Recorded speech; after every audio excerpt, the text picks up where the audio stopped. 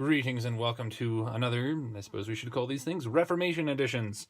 Today we're going to be taking a look at Romans 3:28, not 23. Have it there.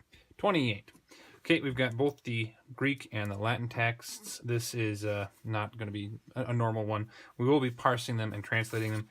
Got our Greek rubric here. This is everything that we're looking for in that. And here is our Latin rubric as we go through. Okay, let's take a look at this other verse, which also has a lot to do with the heart of the Reformation. Okay, read aloud first. Logizometha gar dikaiustai pistei anthropon choris argon nomo. Okay, taking a look at our verb first, we got metha here, which is a first person plural ending. And it is middle or passive in form. And if we know the principal parts of logizomai, we know that it is already deponent in form. So this is going to make it, we've got nothing special going on here. We've still got the zeta, so we know this is still present. And it's going to be deponent. So it will have an active meaning even though it is passive or middle in form. And it is indicative. And this would just be we judge or consider.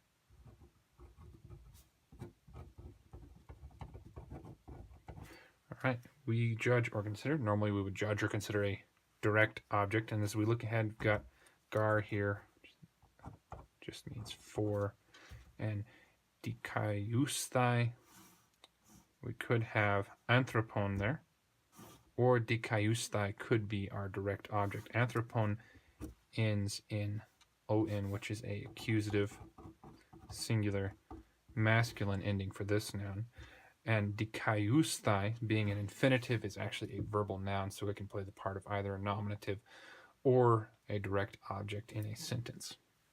So this one, it's got a passive infinitive ending right there, and that's going to be the present. Dikai is the present stem. We don't have a sigma there to signal different tense. Present and passive, or middle technically, infinitive. Okay, so it could be we consider man, a man, or no article. We're going to leave the article out for now. To be infinitive, or for we consider to be infinitive, a man. We're going to take man as our direct object because that one sounds a little bit better in English. And this one would mean, because it's passive and present, to be justified or made right, just. That's what that one means there.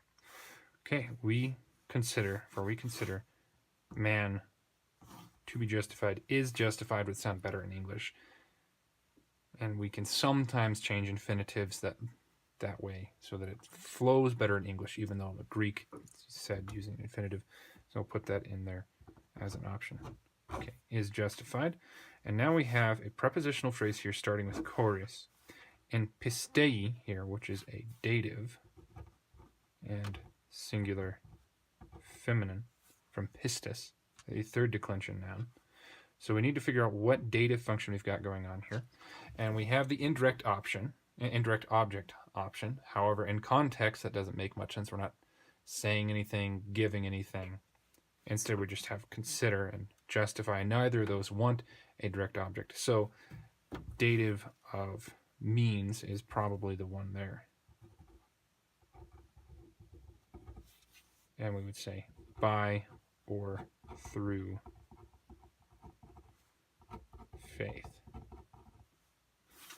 And now we come to our prepositional phrase. Choris takes a genitive as its object. Gosh, I am making mistakes today, even though it's not Friday anymore. All right, as we take a look at ergon, ergon has the plural genitive ending, but nomu also has a genitive ending, though this one is singular. Genitive. That's going to be masculine, and that's going to be genitive, plural, and neuter.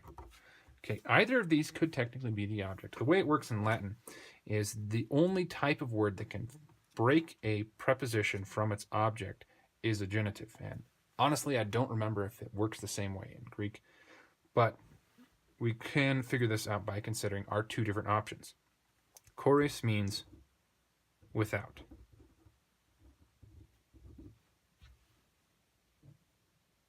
And now we just plug it in with each of these.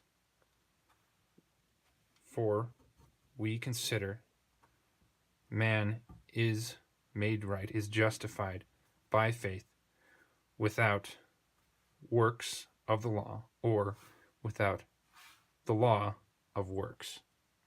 Now, technically, either one of those does work, but our first one in English makes the most sense, and ergon is technically the genitive that is closer to the preposition. And usually, if you have something like this, you go with the one that is closer to the preposition, closer to the verb, things like that. Make it more clear. So a prepositional phrase ends there, say works, and then genitive of possession of law. And our full translation, for we consider that man is justified by faith without works of the law. All right. Now for our Latin. Arbitramur enim justificari hominem per fidem sine operibus legis. Or my terrible attempt at church Latin. Already failing. Arbitramur enim justificari hominem per fidem sine operibus legis.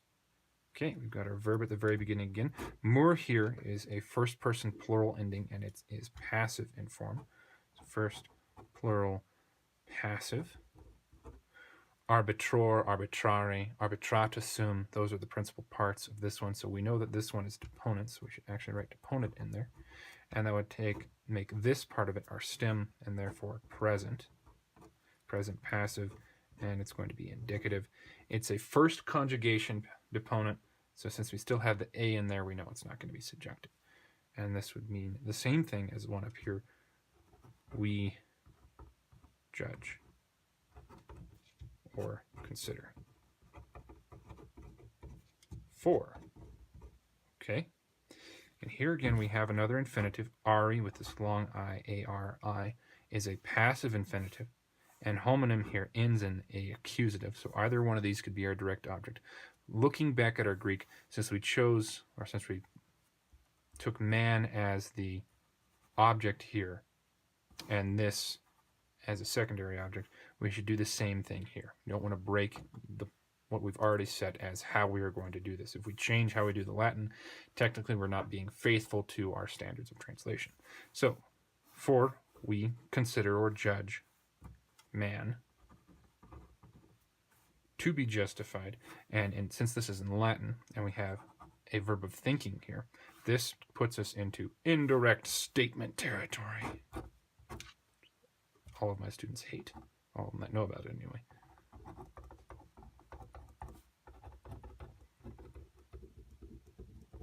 So we automatically stick the word that at the beginning of the indirect statement.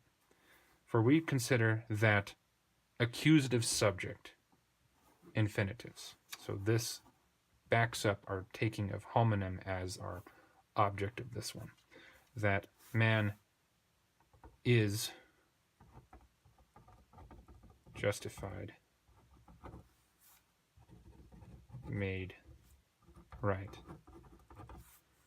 Per fidem, we've got a prepositional phrase there. We've got another preposition right here, so we know this phrase ends immediately. And we can go ahead and translate this one. Per takes the accusative, which means fidem, em, is accusative, and it's going to be singular, and leave feminine. This just means through faith. Sine. Sine means without, and it takes as its object the ablative.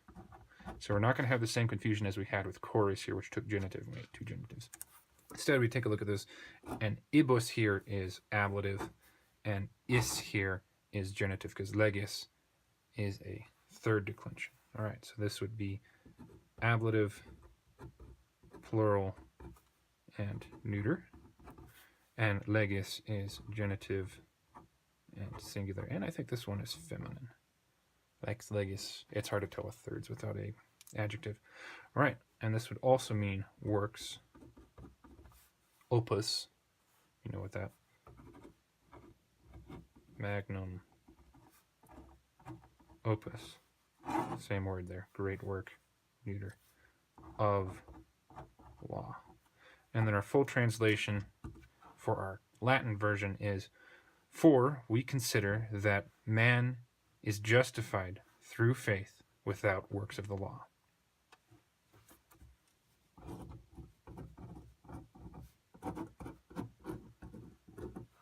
Grace alone, people. All right.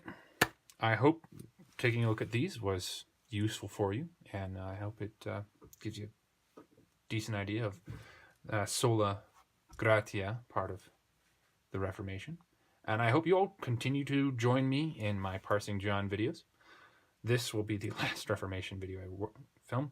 In fact, this one is being filmed on Reformation Day. I did not have any time over the weekend to do any of these. Awkward silence. Okay, thank you for joining me. Happy Reformation. Happy All Hallows Eve, and tomorrow, happy All Saints Day. Farewell.